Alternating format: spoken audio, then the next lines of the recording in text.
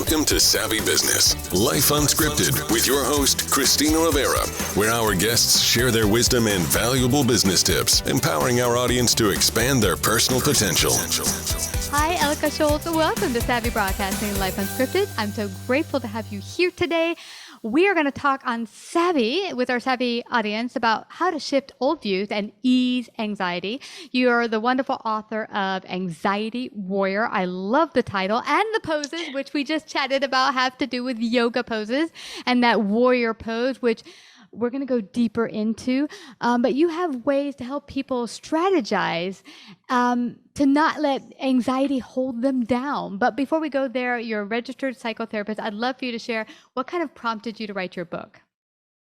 Actually, my own anxiety. So I didn't know I had anxiety until I was in my early 30s.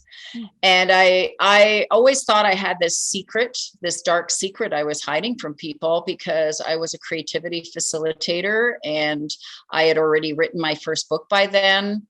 And I was reading this book and I just went, oh my gosh, this is about me and I have anxiety. And then I went to my doctor because I wasn't sleeping. And I said that to her and she said, yeah, I've been waiting for you.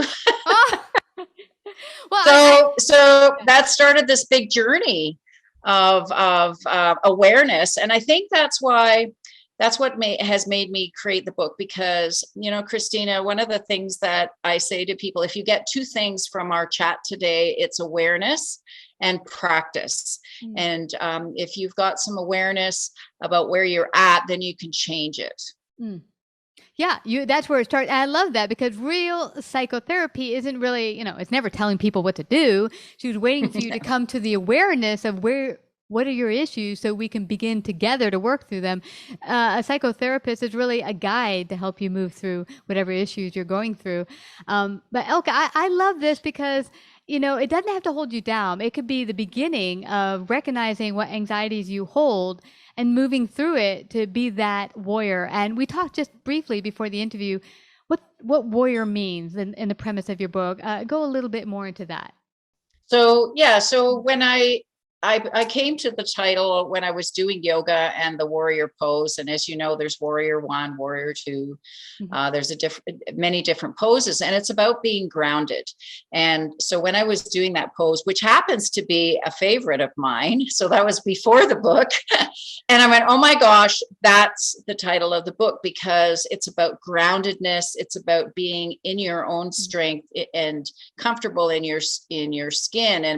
And it's not about necessarily fighting or having casualties. It's about this solidness that we can have. And again, that's about awareness and knowing our own strength when we're really grounded is, what is that strength, right?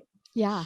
Yeah, that's really deep, because I know for myself, often you hear the words, warrior, and you think, oh, a person with a sword killing people, and warrior often really is just standing in strength where necessary. There's a difficult situation, whatever it might be, and you just stand, as you say, in groundedness and strength, and maybe hold everyone together with your solidness. It doesn't necessarily mean you have to go out there and fight. And so you mentioned, I like this, what you said prior to the interview. You said it's strategies, not, how did you say casualties? Not it's casualties. not. I like that. Yeah, totally. And I think, when we're fighting, that takes energy as well. And this isn't about taking energy. It's about flow and creating energy within yourself. So, and anxiety, it's everybody has it. It's part of our humanness. And if someone says, oh, I'm not anxious, they're actually lying. We have it in some kind of form. Some people just experience it as stress. Some people as worry, or even chronic worry.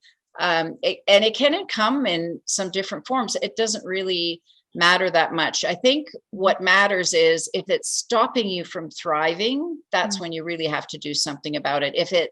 Some people get inspired by anxiety. It's like anxiety really is tapping you on the shoulder and saying, hey, pay attention to something, like whether, if you're anxious about maybe paying bills or perhaps moving or that first date, it's just saying, pay attention to what's going on. That's what anxiety is. It's anticipatory. It's just saying, have some awareness here. So it can be a gift. And though if it gets too big and stops us, then we really have to look at it a little deeper. So is it kind of bringing to us a super awareness? I mean, like a heightened set of awareness? Like is that what your brain's trying to do when it goes into that state, trying to just bring us to super awareness so we wake up? Or what's the Yeah, some of that. And the interesting thing about anxiety, and this prompted the book, of course, is that it has many layers. And so I'm a very practical person, and I've done workshops for over 40 years. So I'm a handout queen. I love to make handouts and give people, some takeaways, right? Yeah. So I started these handouts because what happened was, I would have anxiety, and then I would think about something, whether it was a belief system or something else, and it was gone within seconds. And then I thought, oh, good, I'm mastering this. And then the next day, I would have anxiety again, and it wasn't working. And that really mystified me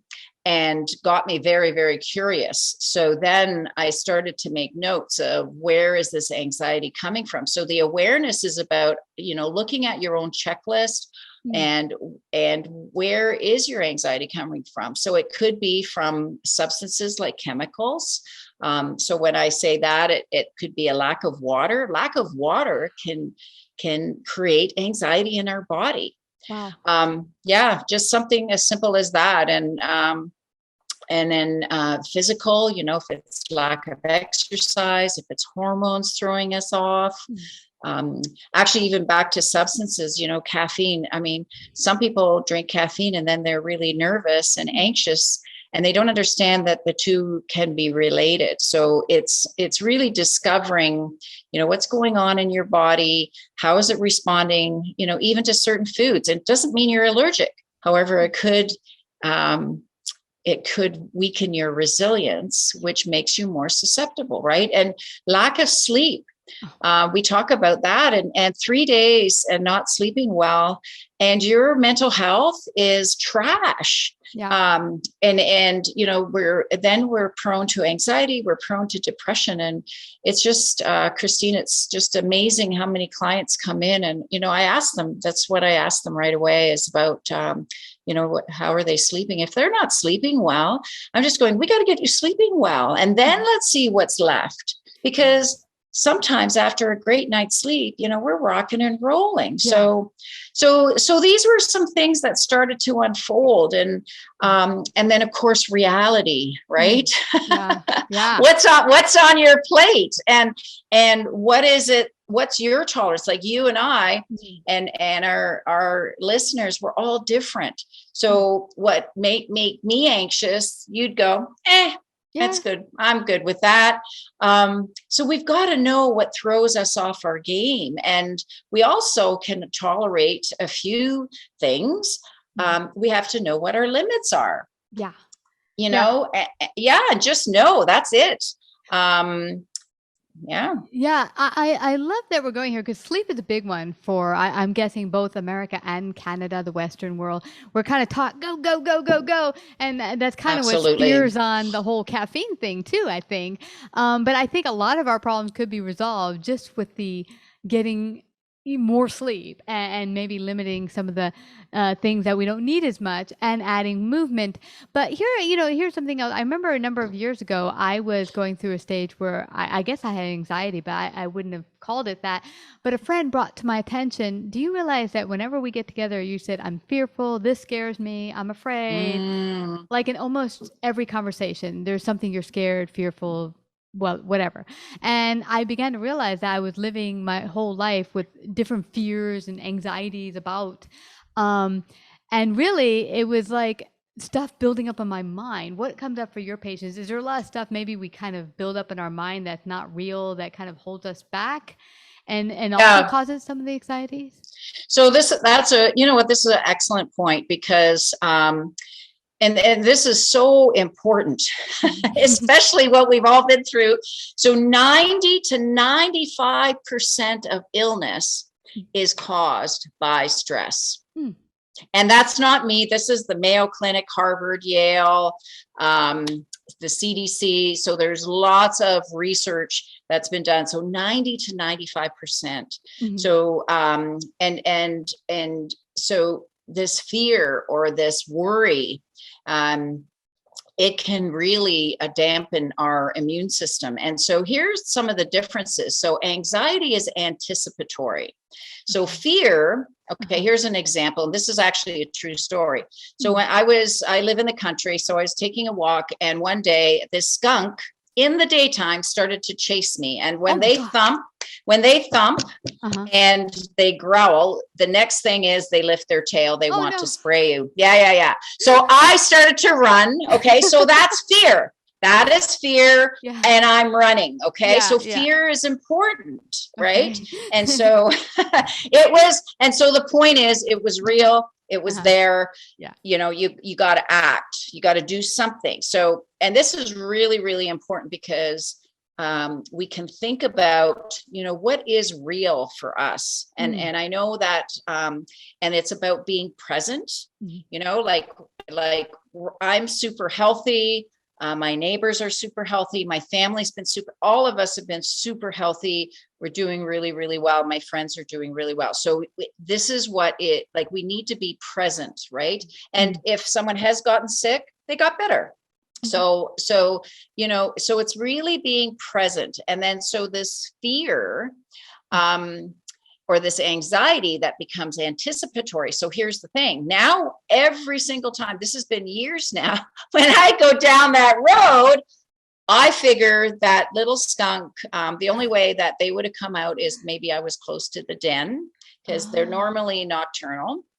So, but here's the thing, I'm not anxious, but I am anticipatory. So I watch, I look, and I'm watching now that certain section, right? And so I wouldn't call that anxiety, but anticipatory. Now, if I was so afraid that I wouldn't even go for that walk, then that is anxiety that's debilitating me. So see the difference? Yeah, I do. One is actually helpful, because you're like, okay, I need to be aware so that I don't get hurt. And the other one, even if you anticipate, you're like, I'm going to be smart about this. Let me take a different route, but not go on the walk. Just stay away from what could be their baby cave. As opposed to, now I'm so scared. I'm scared on every corner there's a skunk to come out and, you know, spray me down. So I could totally see that. I was living in the last stage you were talking about for quite a while. And it was 2006. I made a decision that I was going to confront every single thing I had a fear in my head about, and face head on, one of them being flying. And so I started taking flying lessons. Wow. Cool. It was funny, Elke, because, you know, what was interesting, when I'm in that cockpit, and I've talked about it in prior episodes, there's nowhere to go. You can't run and hide. You have to stay with it. And at first I was fighting against it. I'm like holding the yoke, going, oh my gosh, I'm going down. And then when I finally just started to let go and say, let me just be present, there's nowhere to go, I found that it washed over me, and I felt peaceful and enjoyable, and like, oh, this is kind of cool. But I had to kind of go through it and not push it. And the more I pushed it, the bigger kind of monster it became. Yeah. So and you know what? These are so relatable, because you can take this flying, you know, what you said about, you know, looking at it differently, and you relaxed into it. And the same with, you know, the walk, like you can turn that into a doctor's appointment. You can turn that into an exam. You can turn that skunk into finances. And so the thing is to look at it and go, okay, what is really going on here? Right. And to really, and sometimes we're going to be a little nervous or even excited, and they're very close. Wow. So, you know, I have this scale 0 to 10 that I talk about. 0 is no body disturbance, and 10 is, whoa, I can't put a thought together. right? And so, and I'm not a zero, but I don't want to be. I'm happy to be here. I'm excited to be here, right? So it's like really understanding, where are we in that spectrum? And, are we actually fearful? And here's the thing, maybe it means you've got to check I think as a pilot, you have to check the whole plane, right? Yeah. Inside and out. Yeah. Right. And yourself too. You have to do a self-check. Yeah. Right. Well, there you go. So that's really awesome. And, and one of the things too, you mentioned about, we're in this world of rush. The bigger, the better. 3 purchases away from happiness. The more. We've been all brought up. That started in the 1940s and 50s. So really? All of us, most of us have been brought up in that.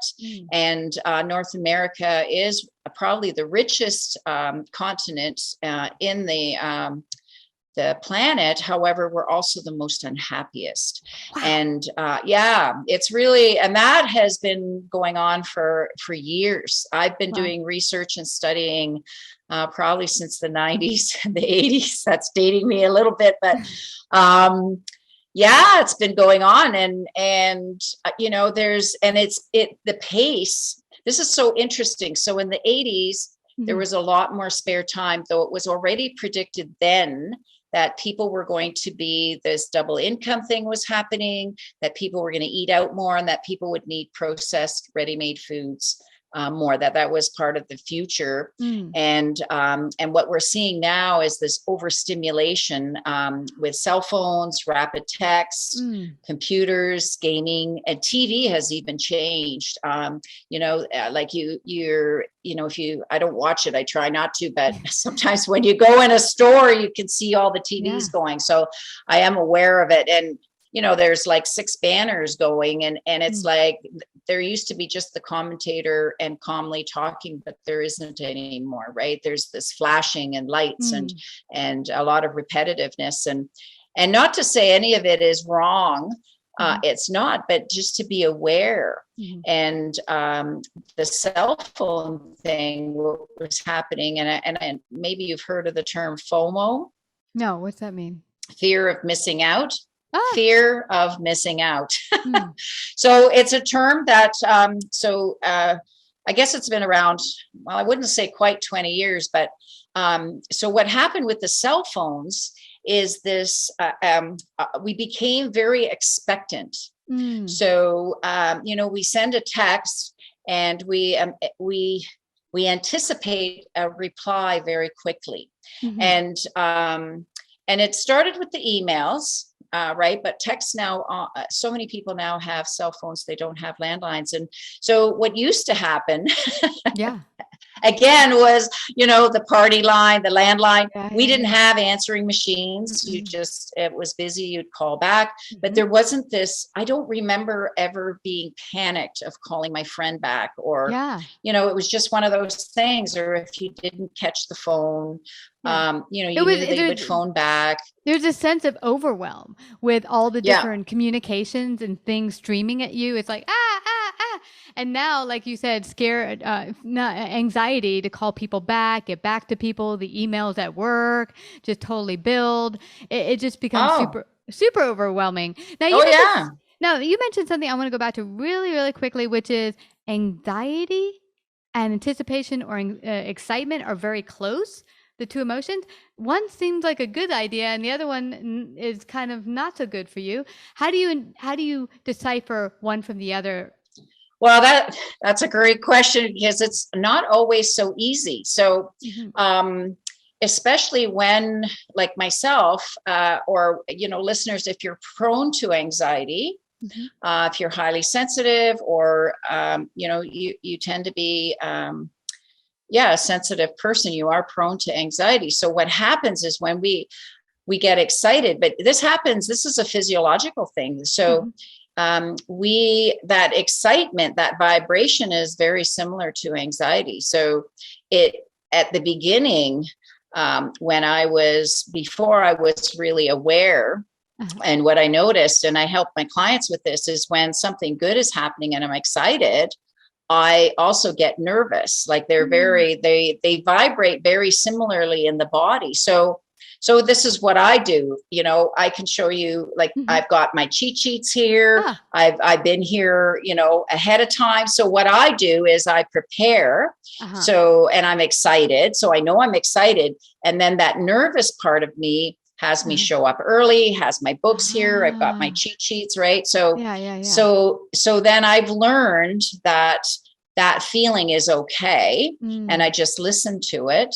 And then I've also been working with Energy Rich, you know, what brings us joy, what lifts our spirit. So and that shifts a little bit. So one of the lovely things is when we're practicing gratitude, we can't be anxious. The two don't work. They don't go together, right? Yeah, I love that. And in fact, one of the things my mentor says that is really a big part of his mornings is adding that, you know, to add 10 things that you're grateful for. Because like you said, when you're in that space of what, you know, no matter how bad my life's going at the moment, if I can find things to be grateful for, I'm not going to be in the, oh, my life sucks and the world's coming to an end. So, you know, we could go on forever. I don't want us to leave, though, without everyone finding out how they can get their very own copy of Anxiety Warrior. And if they're in your area, can they work with you? I mean, what does that look like? Oh, yeah, this is, thank you for asking that. So we designed a special website so it was easy to find, because I know the spelling of my name isn't always. So anxietywarrior.ca. So very simple, anxietywarrior.ca. People can go to that website. You can find resources. You can find the link to me if you want to. There's links to the book. There's audiobooks, translations as well. They're all available. And if people want to work with me, I have been working through Zoom. And locally, people, I mean, it's best to be in person, but Zoom's worked out really well. And yeah, so we could do that. I love it. And I see the website right now. I'll put it in your future show page. Also at the bottom there when we're chatting. I just have to thank you again, Elke. It's been this is just so fascinating. I really hope that people go out and get your copy of your book, Anxiety Warrior, because we don't have to live in anxiety. Let's turn that around, use it for good, and build it for excitement and making our lives better. Thank you so much, Elke, for coming to Savvy Broadcasting today. Thank you, Christina. I know we could talk again. So many more things. So thank you so much for the opportunity. Very happy to share. Like, subscribe, and share this episode. To listen to more savvy episodes and savvy biz tips, go to www.lifeunscriptedradio.com. To find out about our paid sponsorship opportunities or how to become a guest, email Christina at lifeunscriptedradio.com.